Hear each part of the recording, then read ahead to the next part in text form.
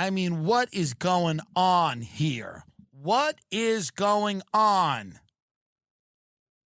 Diddy is locked. A girl I went to school with was, I think, very close with him and then scrubbed her whole IG in the last couple of days. Just fun. Not saying who it is. I'm no rat, but I'm just saying it's fun. Other people from school called me. They were like, that's kind of fun, huh? And I go, it's a little fun. It's a little fun. It's worth noting. And then she went on a whole thing about Haiti. Diddy is accused of holding freak-offs with male prostitutes. According to court documents, Sean Diddy Combs' freak-offs were arranged by high-ranking supervisors, security, household workers, and assistants. So he apparently forced people to do sexual acts, perform sex acts. Over 1,000 bottles of baby oil and lube were found during the raids, which were allegedly used during the freak-offs. Combs would force women to partake and would make embarrassing recordings, which he used as blackmail to keep victims quiet. Combs' team would schedule IV delivery after the days-long freak-off so the victims could recover from the physical exertion and drug use. Well, that's nice. Combs would even track women's locations and keep track of their medical records. The video was filmed in Central Park just hours before the rapper was arrested. So he was in Central Park. And what was he doing? Just having fun? He was just taking it in. He was just having fun in Central Park. The last day of freedom. Wow. They're going to kill him, I think. No, they are. They're clearly going to kill him. Guards are getting ready to fall asleep as we speak because there's no way that he can go out and say all of the things he knows and talk about all of the people who went to the freak-offs. That is my guess. My guess is that they're going to take him out. It's not only my guess. There are a lot of people that are thinking that. He's like the Black Epstein. They got to get rid of him. He's going to come out and he's going to say, hey, everybody from political figures to big music people to pastors, megachurch people. Like, I don't think that can go down. I think what's going to happen is he's going to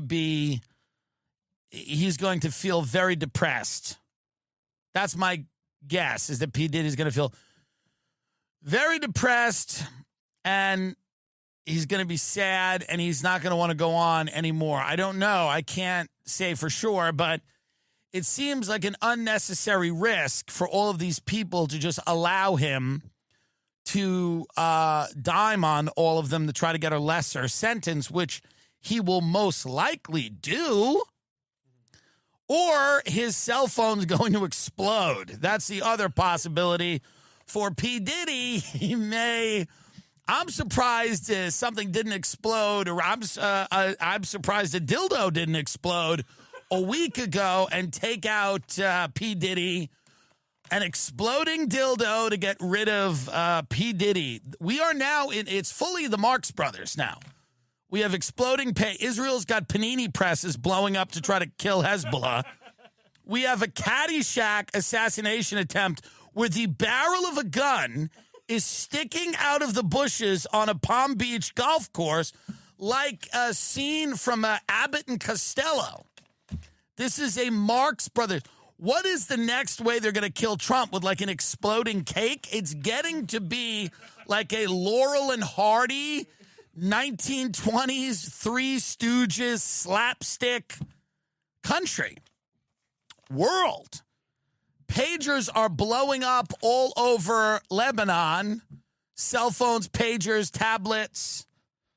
Israel apparently hacking all these devices or planting bombs or what. I don't really know I love how America's just really not commenting. They're like, well, we don't really know.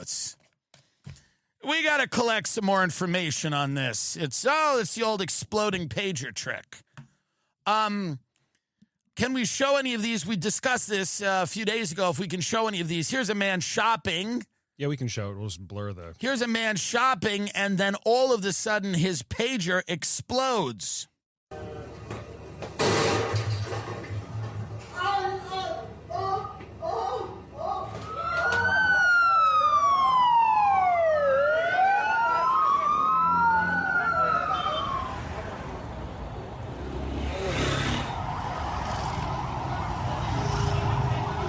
It's really not that bad from the top.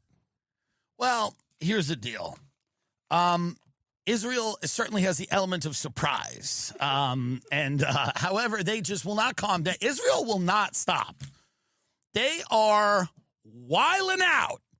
They will not stop. And the Middle East is like a tinderbox.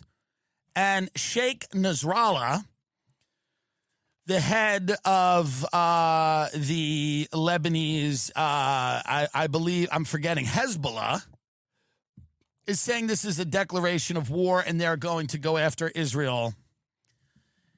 You know, I mean, I didn't even know Israel could do that. I didn't even know this was possible to be done. I didn't even know people still used pagers. I didn't even know that pagers could explode. I didn't even know that, I mean, a real supply chain issue here. I mean, I didn't even know that any of this could happen, that you could be that Etch-a-Sketches could blow up. I mean, I didn't know that this could go down. But, you know, this is a Black Mirror episode. Every day is a new, strange episode where it's hard to fully, I guess, Israel has a very secretive cybersecurity division. I believe it's called 8200 or something.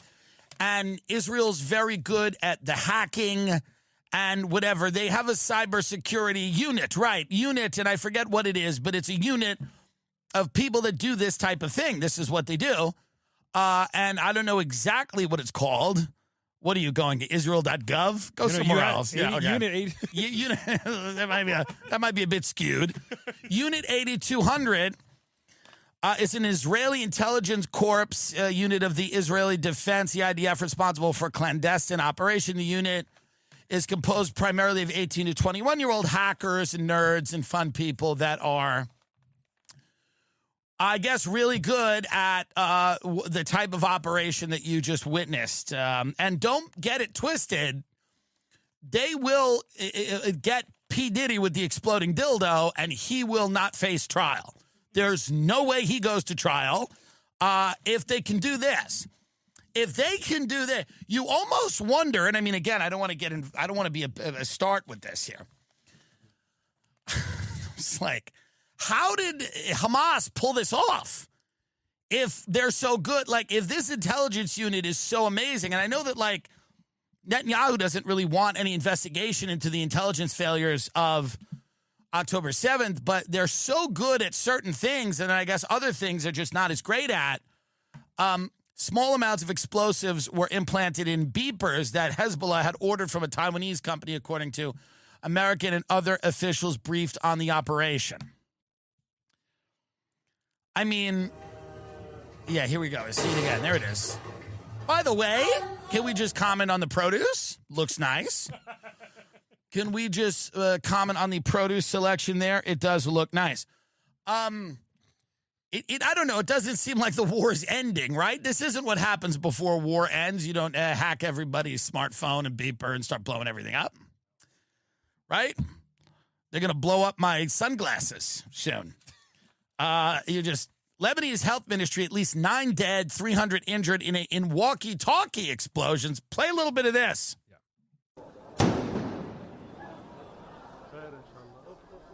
At least 9 people are dead. Hundreds have been wounded, and that's according to the Lebanese health ministry. That blast it was like during a parade.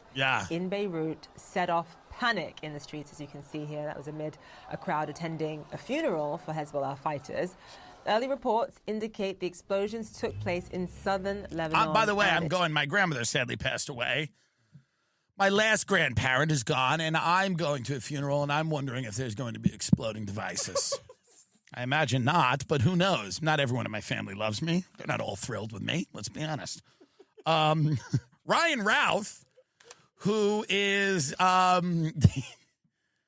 is going on with this guy, Ryan Routh? Now, you've not been able to find his music. His song doesn't exist online. Oh, it doesn't. No, God damn it. Ryan Routh was arrested in Palm Beach after sticking an assault rifle through the fence while Trump was golfing. Yep. This guy's a lunatic who it was really inspired by the Ukraine war, by the way. So that's interesting. And which it does inspire people, you know? I get it. You know, my friend Connor went over there to fight with them. I get it. It's a sad story. Blah, blah, blah, blah, blah, blah. Okay? I'm not, you know what I mean? I'm with it. I get it. I'm with it. Ryan Routh was arrested in Palm Beach because he was trying to kill Trump. Now, this guy's a madman. And he's got the barrel of his rifle coming out of the bushes, again, like a scene from Caddyshack. Like, it's a weird, strange thing. I think he's been interviewed on the news a few times. And by the way, can you get the quotes from his son to the Daily Mail? These were the craziest things I have ever heard. He's like, oh, my dad. He's like, listen, if he wants to be a martyr, you know, I'm not for it. But we all hate the way these elections go down every 4 years. It's the most insane thing that you hear from somebody whose father just tried to, like, kill the president. Orrin Routh, his son, he goes, I don't have any comment beyond a character profile of him as a loving and caring father and honest, hardworking man. He went on to say, I don't know what's happened in Florida. I hope things have just been blown out of proportion. Because from the little I've heard, it doesn't sound like the man I know to do anything crazy. He's a good father and a great man, and I hope you can portray him in an honest light. Then he said like this, he described his father as someone who was not violent, claiming he only had a couple of traffic tickets, but noted that he does hate Trump as every reasonable person does. Lovely son. Keep going down. He goes, I don't like Trump either. He's my dad, and all he's had is a couple of traffic tickets as far as I know. That's crazy. I know my dad, and I love my dad, and that's nothing like him. Orrin said that it was the first that he had heard about the incident and didn't even know his dad was in Florida, adding, we had a falling out, we've grown apart. So then he comes back, keep going down, because he comes back, and he says,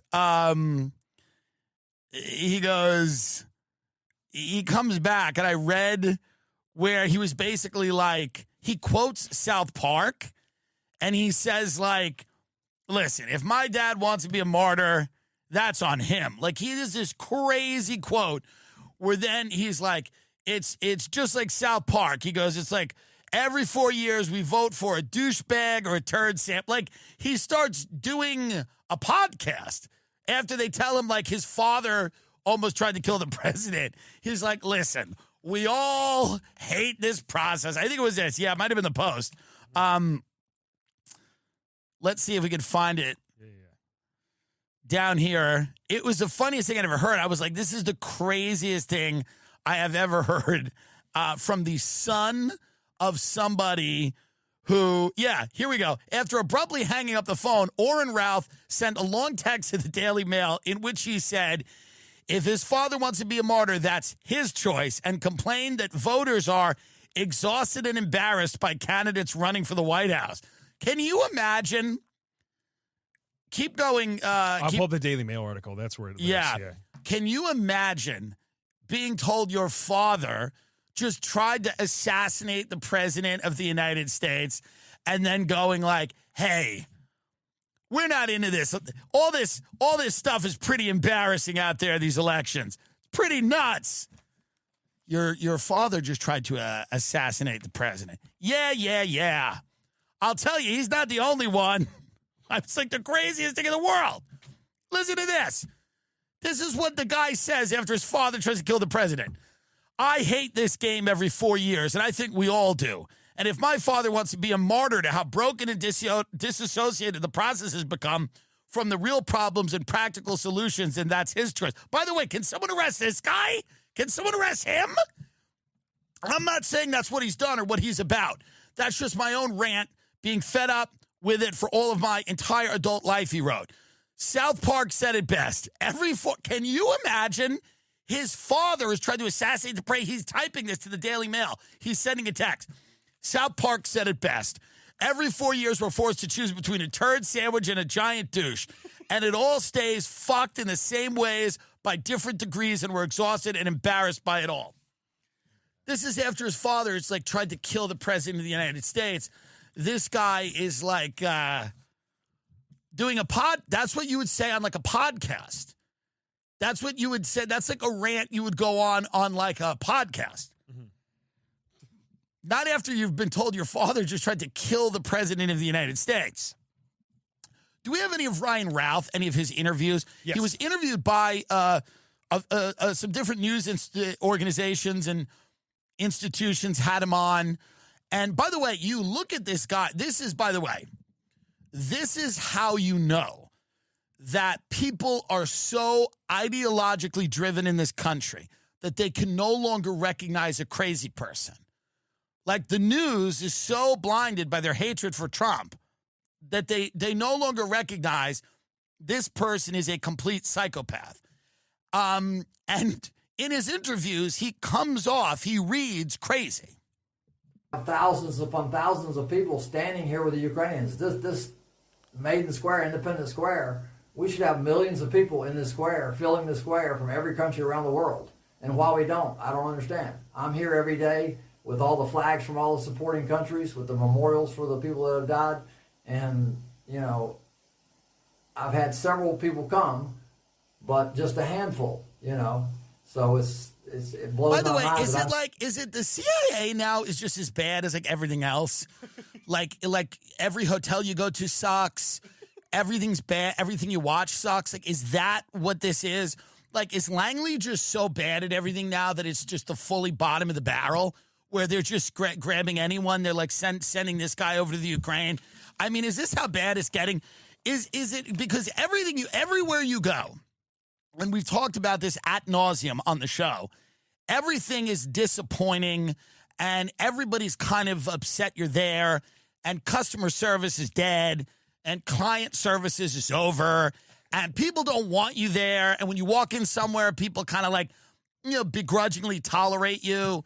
And I'm wondering if the CIA has gotten to that point now where like no one you would think that they would have a better class of patsy, like a better class of patsy. Like say what you want about Oswald, but he was a better class of patsy than whatever this is. I don't know. I mean, maybe it's a fun thing to think about. They're just sitting around in Virginia going, yeah, we don't know. We don't know. He's the one. He's what we got. He's what we got. You know? Is there any other interview of him? Yeah, hold on. I think he's done some more mainstream things as well. I mean, this guy is a nut, and I don't know what they're charging him with. He's going to share a cell with Diddy. He filed off the serial number on his gun, and then a couple other things. It's like it's the maximum charge for all those things. Sure. Here we go. Here's a couple of different quotes from him right here. At $1,000.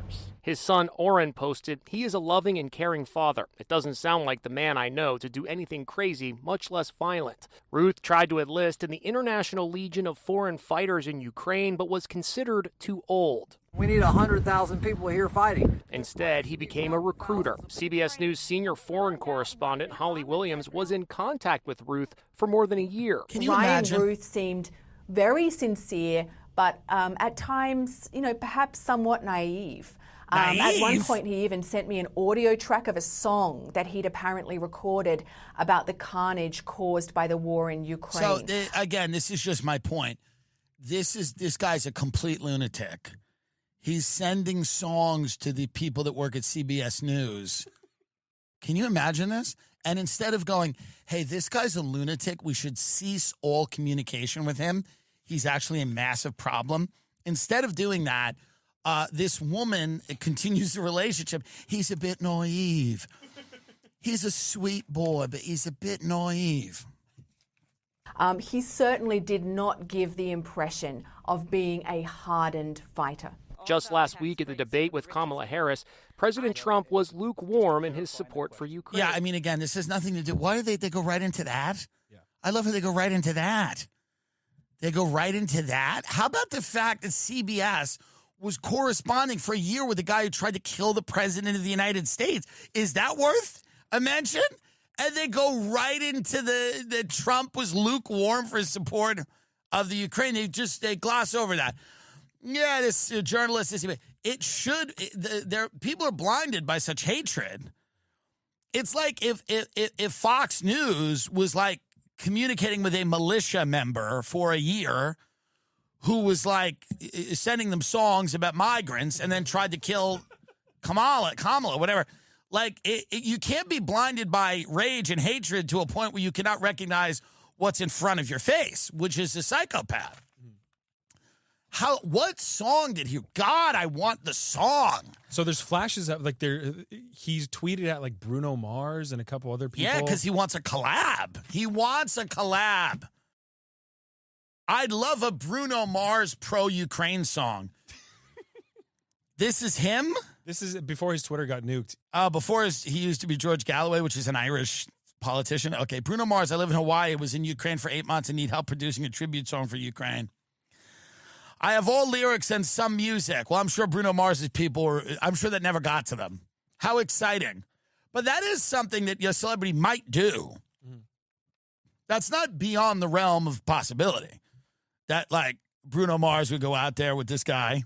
He did Bono. It was Bono and Bruno Mars. Sure. Well, he's tweeting at the people he thinks are going to bite.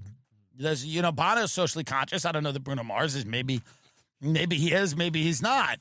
But I would have loved that. He's just tweeting at celebrities, musicians, going, we are the world. We are the Ukraine. Vice said we were white nationalists, but we forgot that. We want Crimea. It's a land bridge we all love. Putin's going to invade Poland if we don't have another $1 trillion. I'm sure it would have rhymed better and whatnot, but Diddy denied bail for sex trafficking, prostitution, and the freak-offs. They're not letting Diddy bail himself out because they know someone's going to kill him. See, here's what's interesting.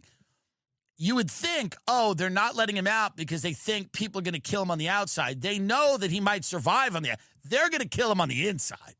They're like, no bail for you. We'll get to you on the inside. We want to make sure we get to you on the inside. Let's talk for a minute about the migrant situation in Aurora, Colorado, because what has been, this is the Wall Street Journal again, by the way, doing great work. The Wall Street Journal does, it's so good what they do. And it's so amazing what they're doing. And Michelle Hackman, whoever that woman is, who's writing at the Wall Street Journal, thank God, because Michelle and the Journal has decided to basically correct the record on this Aurora, Colorado. Don't get a picture up. It doesn't matter what she looks like. Go back to the article. They're correcting the record here because what's going to happen is everybody who is familiar with the story has gotten it wrong. Because people think that migrants have taken over a building in Aurora, Colorado, because of a viral video that went viral. Do we have the viral video? Can we get the viral video? Yeah, this is Let's watch the video. So now, by the way, I want everyone to watch this. What you're watching is good. This is not a problem. The Wall Street Journal's telling you this. They did not take over a bill. They did not. The violent Venezuelan prison gang did not take over this building. It was a routine assassination in one of the units. They did not take over the building. This is 8 of the 10 men were arrested. No big deal. 8 of the 10 violent Venezuelan prison gang members with military-grade weaponry who were in the building. So, again, this is the Wall Street Journal writing an article telling people to relax, going, hey, why don't you fucking relax, you racist? Because what you thought was a full takeover of a building was not. It was just 10 violent Venezuelan prison gang members carrying out a routine operation or something they felt needed to be done. Let's watch this video here. This is nice. What's wrong with this?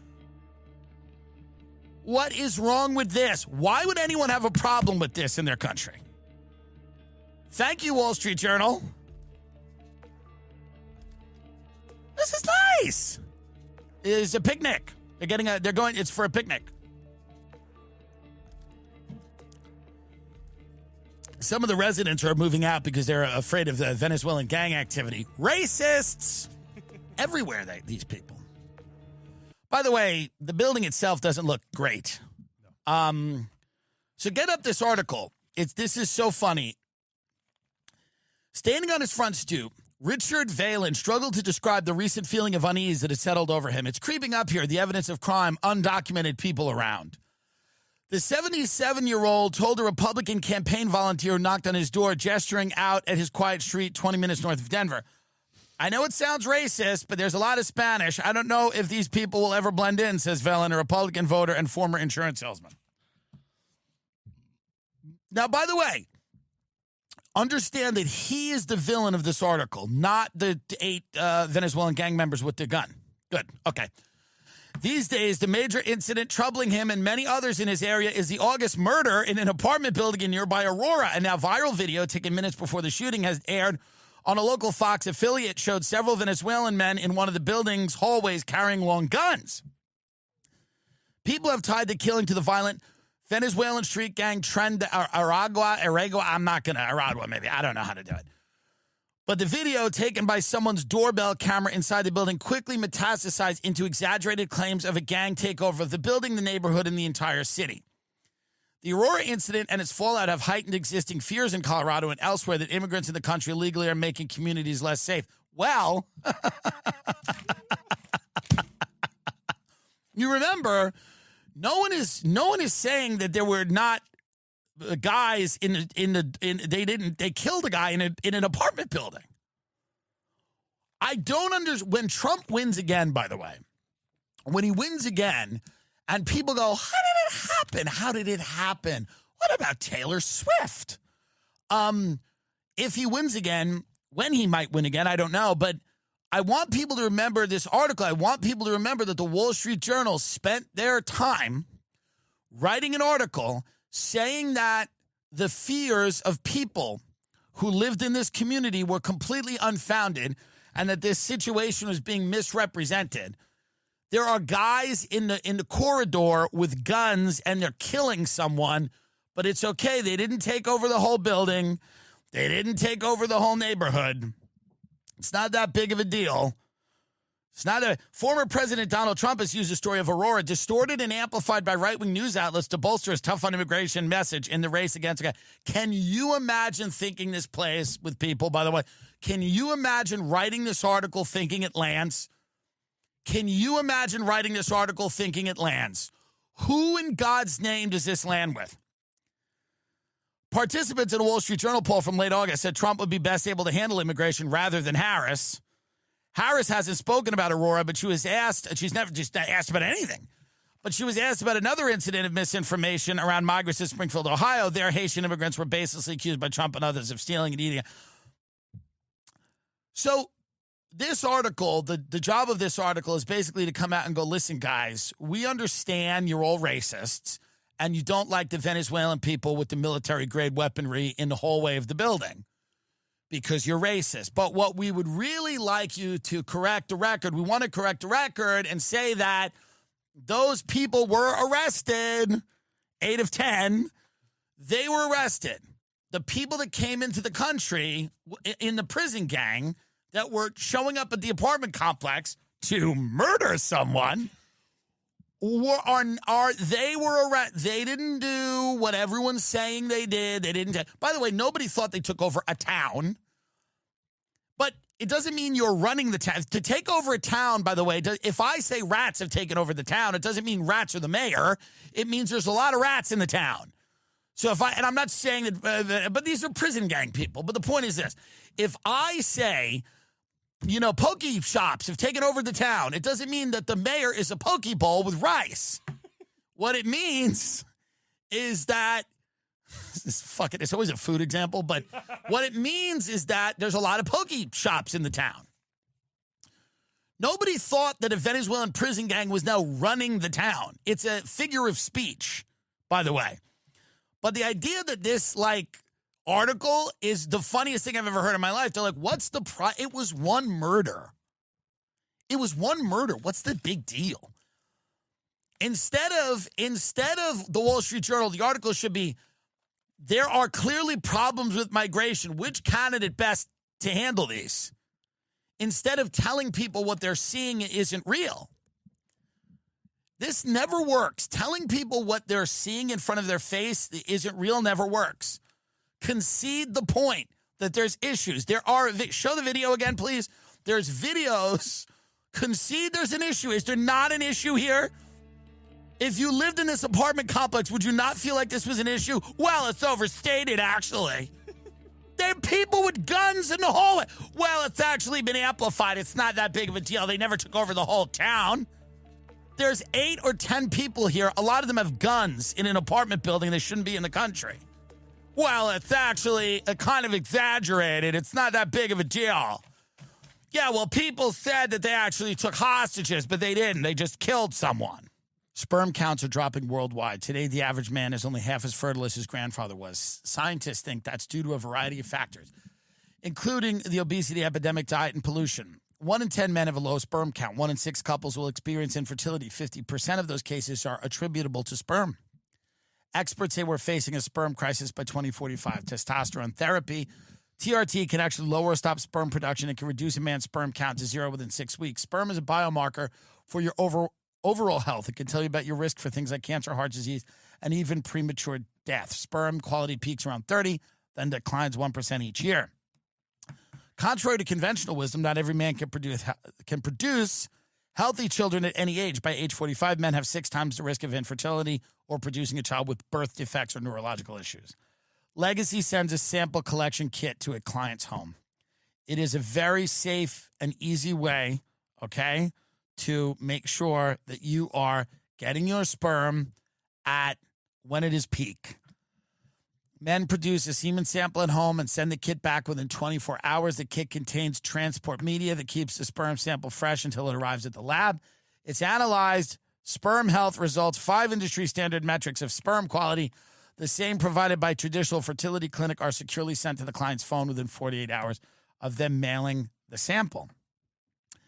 It's time to take your future into your own hands. Testing and freezing your youngest, healthiest sperm keeps all your future options open. Legacy offers sperm testing and freezing. You can do 100% from your home. To see if sperm testing and freezing is right for you, visit givelegacy.com and use promo code TIM for 10% off. That's GIVE, legacy.com, promo code TIM. So many people are on the roads right now, getting the kids to school, going to different activities, and inevitably there's going to be accidents. We hate to say that, but it's true. Okay, not only on the roads, everywhere. Hot coffee, all kinds of stuff. Morgan & Morgan is America's largest injury law firm. They have over 100 offices nationwide and more than 1,000 lawyers. With over $20 billion recovered for over 500,000 clients, Morgan & Morgan has a proven track record of fighting to get you full and fair compensation, no matter what happened. Car accident, slip and fall, hot coffee, you fall off a ladder or something. You have to immediately call Morgan & Morgan. If you're ever injured, you can check out Morgan & Morgan. Their fee is free unless they win. That's amazing. For more information, go to forthepeople.com/Tim or dial #law, #529 from your cell phone. That's forthepeople.com/Tim. So, for example, my friend's mother was in a mall and she was walking and there was a wet floor. And they didn't have the wet floor sign. And she fell and she cracked her hip and her husband left her. She sued. And Morgan & Morgan took the case because it was the right thing to do and they got her a whole bunch of money. Go to forthepeople.com/Tim or dial #law, #529 from your cell. This is a paid advertisement. Everyone around the comedy world knows not every joke delivers, but Harry's always delivers. They send the best quality razors right to your door for a fraction of the price of the big brands. The most annoying thing in the world is walking into a drugstore and trying to get a razor. They're all locked up. You have to find somebody to unlock the thing. It's so much money. They never last. It's a bad idea. better design shaving products at a better price is no joke. It's Harry's. I love Harry's. I love them. I love them. You know why? They come right to your door. They're delivered. It's a great shaving experience. I mean, it is one of the things that I look at and I say to myself, it is not only cost effective, but the quality is so good. I'd pay more for this.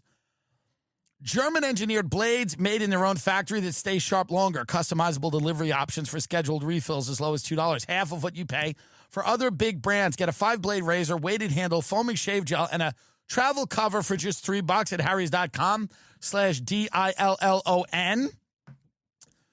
Richly lathering, skin softening body wash and scents like redwood, wildlands, and stone.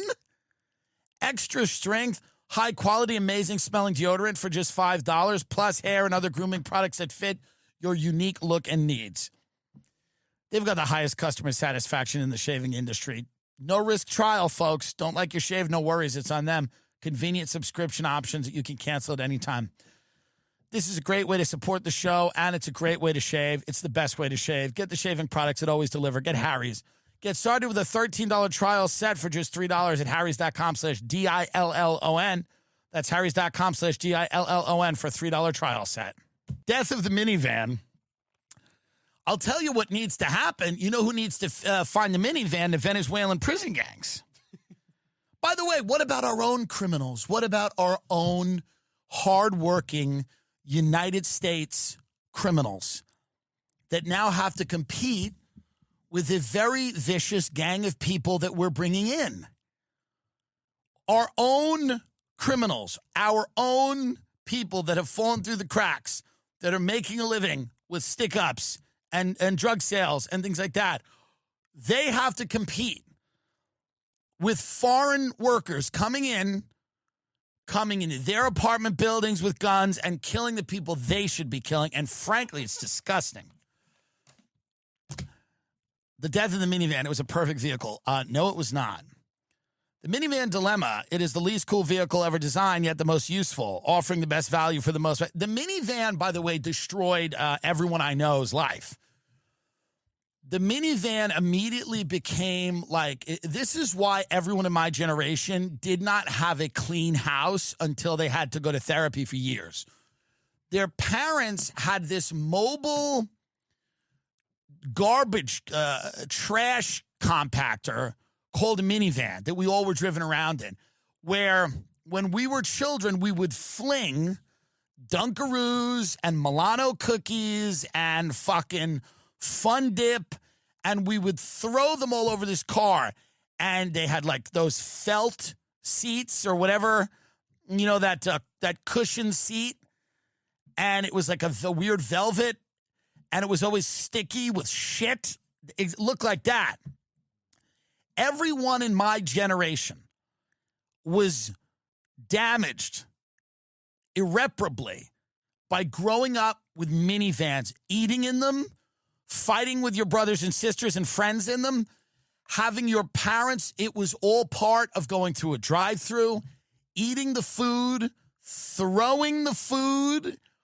And look at them. This is the way they looked. And that's why when my generation of people went to college, their dorms were disgusting. When they first got girlfriends, their girlfriends went, "What the fuck? How were you raised?" And they were raised in a fucking minivan by boomers that turned it into a disgusting environment on wheels. The cars you grew up in are the reason you're an animal. They are. And if you didn't grow up in a minivan that's filthy, good for you. But if you did, you're an animal. The cars you grew up in, the cars that you sat in the back of, that was your example, okay, of what was tolerated and what was not tolerated. There were certain friends I had where the cars were immaculate. Most not, but some. But a lot of my close friends, because the classes, don't really commingle, most of my lower middle class dirtbag friends and their dirtbag families had minivans and no one took any pride in a minivan was bought to be destroyed. You hated it. You hated the fact that you were in it. It was a roving garage of shit. And you would see them. You would get in line at Wendy's, and it would be minivan. My mother had an Econoline Ford van. The minivan wasn't enough. She needed a big van that had a bed in the back because she would always go and get antiques. She would pick up furniture that people had left outside of their houses in the hopes that she was going to refurbish it. But the minivan, I couldn't think of a type of vehicle that did more damage to people than the minivan. Here's what the minivan did. It made everybody a fatty boom batty. Number one, you don't need that much space. You don't. You don't. You don't need that much space. The minivan was so that you could go and shop and buy crap, put it in the car. You could go eat and put leftovers in the car. Your kids could play with toys in the car. And everything that should have been reserved for a location that didn't move and wasn't in traffic would be happening in the car. You could eat in the car. Everybody, here's your food. Everybody eat in the car. Everyone's covered in ketchup. Great. Here's some napkins. There's ketchup all over the thing. It's sticky. It's filthy. It was the worst car, and it made the worst people. It did. Anyone that grew up in a minivan knows exactly what I'm talking about. My grandparents never had a minivan. My grandfather had a Crown Vic. He had a Cadillac Eldorado. He had a Crown Vic. Nobody ate in the car. You did not eat in the car. You were not allowed. As soon as the minivans came around, not only were you allowed to eat in the car, it was actually required. That's why we got it. We got it so you could eat stuff your fat face in the car because we're animals. And we got to eat on the way to practice for this thing. We got to eat on the way to karate, and you can't fit in the belt that you're not going to fucking get upgraded to anyway. You would eat on the way to thing. They would pick you up at school in the minivan. You would go, you would eat, and then they would take you to wherever. And then they would, drop you off and then pick you up. Eating, always. Dirty, filthy, toys in the minivan. Play with these toys. Play around. It was a disgusting. The minivan arrived way back when as a savior when Chrysler, under the former Ford chief Lee Iacocca's direction, first conceived of the design in the late 1970s. One was the land yacht style station wagon, perhaps an avocado green with faux wood paneling. Lots of kids could pile into the bench and jump seats, while the rear storage, accessible by hatch, allowed for easy loading. These cars were somewhat functional, but they didn't seem that safe. The suburban family's other choice was the full-size van, a big boxy transporter utility vehicle. Chrysler's minivan would steer clear of those two dead ends and carry American families onto the open roads towards, youth, soccer, and mall commerce. It really did bring innovation. Ample seating organized in rows with easy access, with the ability to stow those seats in favor of a large cargo bay with a set of sliding doors. So everybody loved these things. Sales reached 700,000 by the end of the decade as the station wagon all but disappeared and the minivan came in. People lived in their cars. They ate in their cars. The nation where cars stood in for power and freedom, the minivan would mean the opposite. As a vehicle, it symbolized the burdens of domestic life. This is true. It's why you could treat it like shit. That's why the minivan you could treat like shit, because it was a utility vehicle. It was a vehicle to go literally from point A to point B. You weren't going to stop at the grocery store and get food and go home and cook it. You were going to drive through a mobile poison factory and kill your children on the way to fucking dropping them off at dance class so your fat daughter could learn how to do a pirouette. No car represented the decline of this empire more than the minivan. None. And no car was beloved more by the boomer more than the minivan because they needed space. Boomers needed space. There it is. The Chrysler Town and Country. Show that one. That was the high-end one. Go to the Chrysler Town and Country. Town and Country Chrysler. That's kind of nice. My aunt had that. This is the old one. That's the old Chrysler Town and Country. It's people would pick you up with that. They would pick you up at school. And they would sit you in that. And then they would fucking douse you in maple syrup. And then bring you to a fucking soccer game. It is crazy. If you're driving one of those now, it's like, God. So what are they being replaced by? Fentanyl?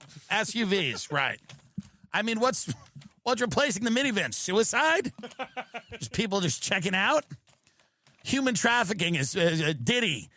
The minivan is out. Diddy trafficking your children is replacing the minivan. Chrysler is struggling to keep up. Israel should make all of those blow up, by the way. You want to impress me? Blow up the minivans in wherever, Lebanon. You blow up the minivans in Lebanon. Impress me. It's so funny. I mean, yeah, it really... Biden wearing the MAGA hat at the rally, I love, because you know Biden wants Trump to win. Biden hates her, and he hates what they did to him.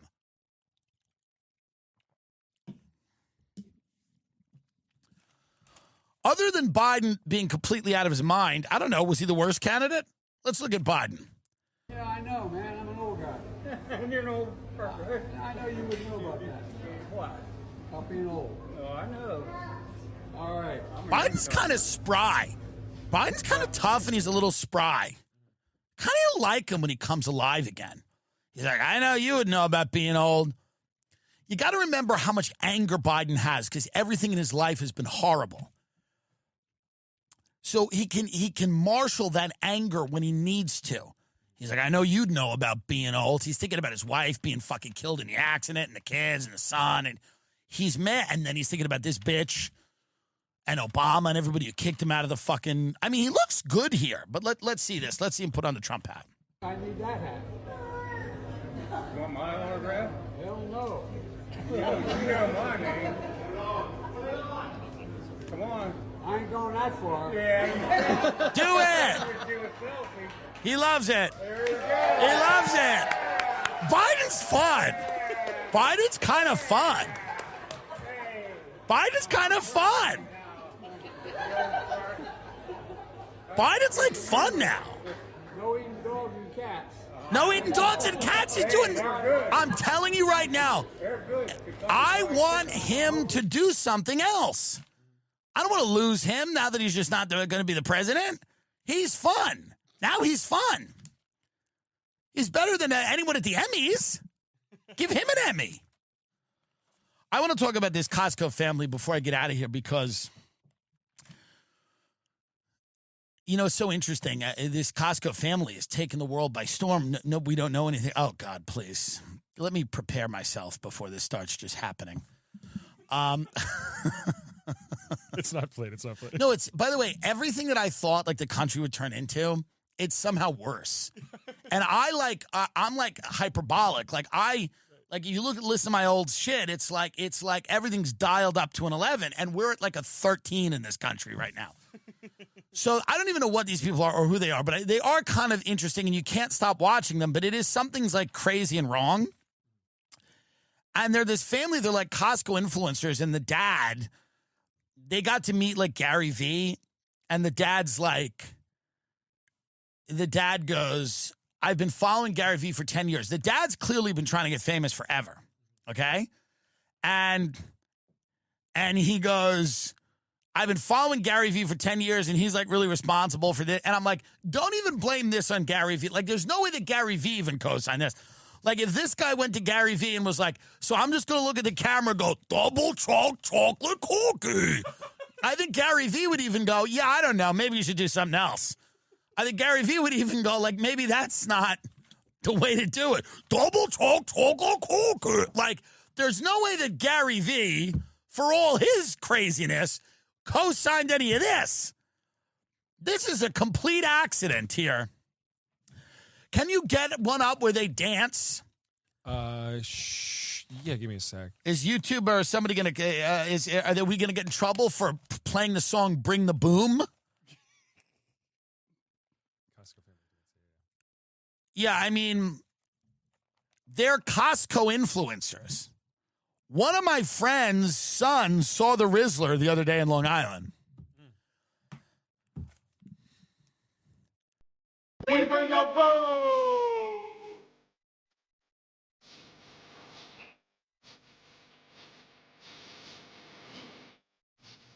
Why is it good? Is it because we want death?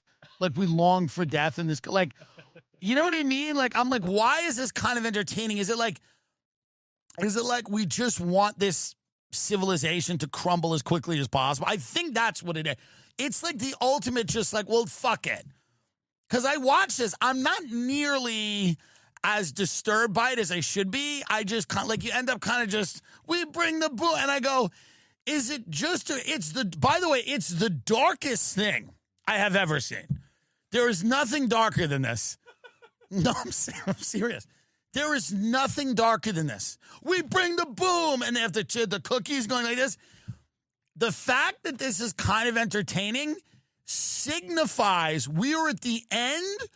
We are post any type of, like, we are postpartum. We are postmortem. Like, we are done here. I watch this stuff. And I'm watching them, and I'm watching they do we bring the boom, and they're eating these cookies and these things. And I'm like, why? This doesn't shock me. It doesn't disturb me. It simply is a curiosity. But I think what it is, and I think the reason for its popularity is we long now, kind of openly, for some type of nuclear holocaust or a natural disaster, like a major natural disaster. Like, there's nothing else that I can glean from the popularity of this other than people are fully, subconsciously or consciously, wishing for, like, a black hole to swallow up the universe. Can you please play more of this?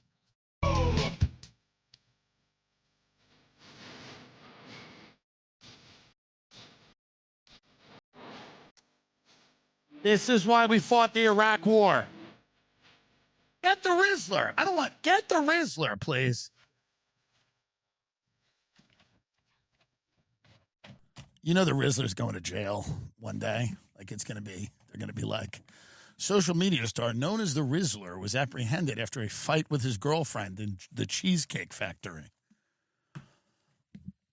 I can't understand any of this. There we go. Here he is. The Rizzler is the whole thing, really. I mean, the other two are great, but the Rizzler is the thing. Or a double chunk chocolate cookie. I'm gonna have to give the chicken bake, the boom, and the double chunk chocolate a do. You heard it from the Rizzler.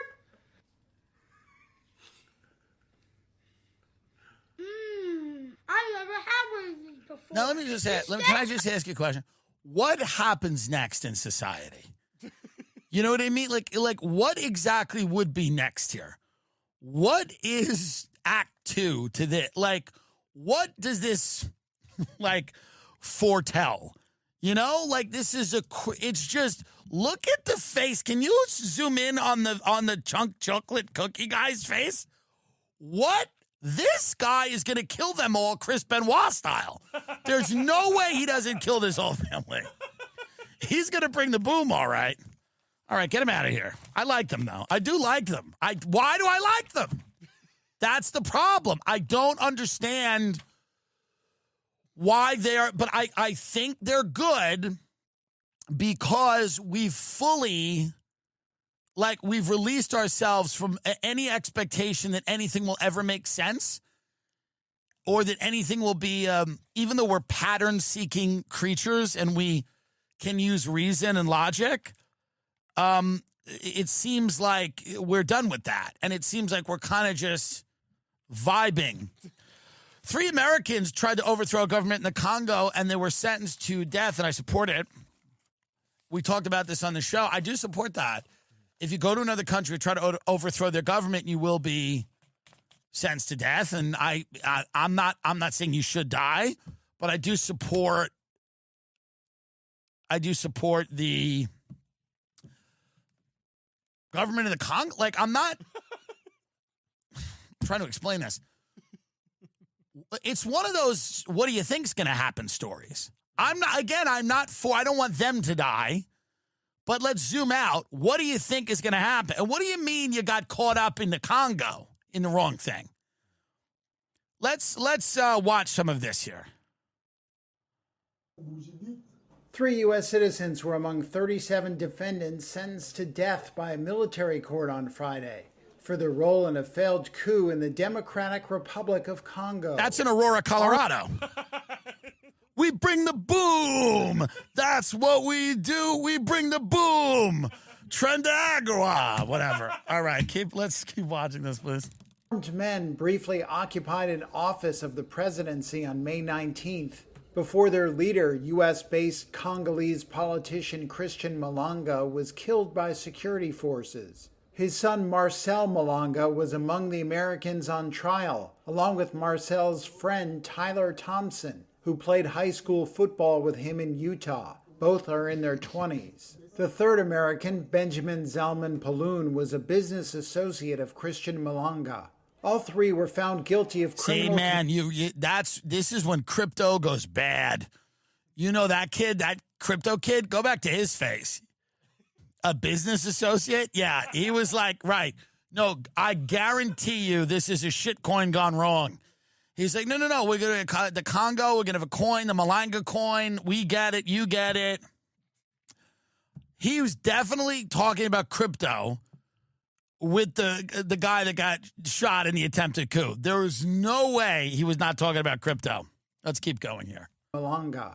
All three were found guilty of criminal conspiracy, terrorism, and other charges, and sentenced to death in a ruling read on live TV. Malanga had previously told the court that his father had threatened to kill him unless he participated. He also told the court it was his first time visiting Congo at the invitation of his father, whom he had not seen in years. The Americans are among some 50 people, including U.S., British, Canadian, Belgian, and Congolese citizens standing trial. The State Department will probably do something here. They might. They'll probably do something. They might get these kids out. The State Department will probably do something. I don't know. Maybe not. Mitt Romney said something like it was a delicate situation. Yeah, they're doing something. You know what they should do, by the way? They should send over double chocolate cookies. Do you want a cookie? You want a chicken bake? Send to Congo a couple of chicken bakes so we could get these 3 kids back. I'm not trying to celebrate their death. I'm just saying you can't go to the Congo and try to overthrow a government. According to NPR, neither of Utah's 2 Republican senators, Mitt Romney and Mike Lee, have called on the Biden administration to request their release. I mean, listen, who knows what's going on? Maybe they're back channeling. Do the boom dance again. Firing squad, by the way, which is not nice, but that's what happens if they get it. Firing squad. We bring the boom!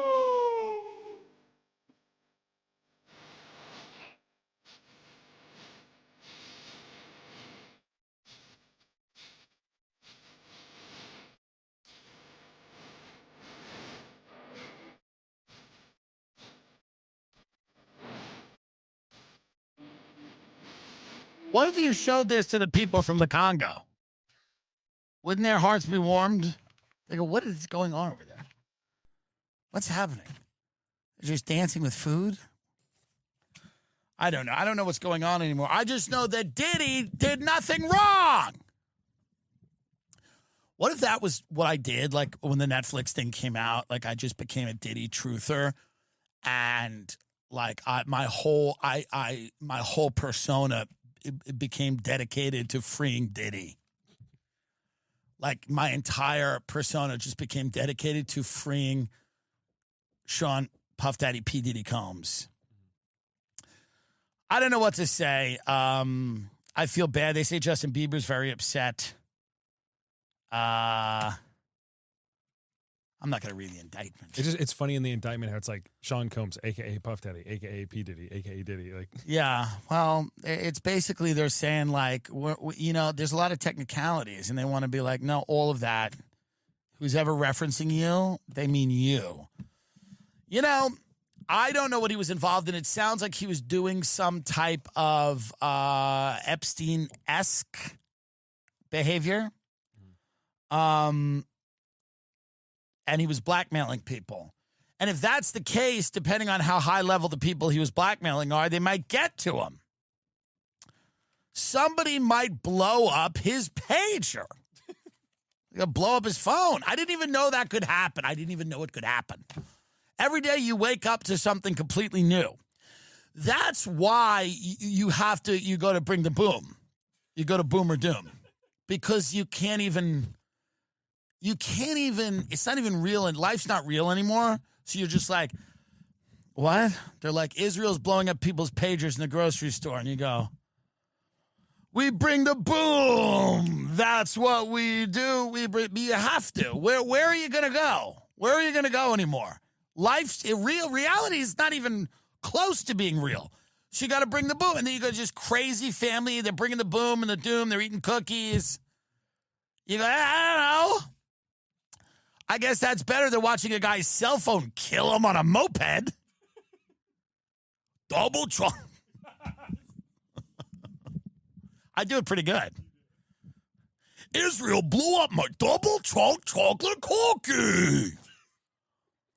The IDF, Unit 8200, they put a microscopic bomb in my double trunk chocolate cookie. timdilloncomedy.com for any of the live engagements if you want to buy a ticket. Do we have another pod before October 1st? Yes, right? Yeah. Okay. October 1st, This Is Your Country, the trailer. Should we play it on the show? No. No. Go watch it. Go bring the boom. Good night.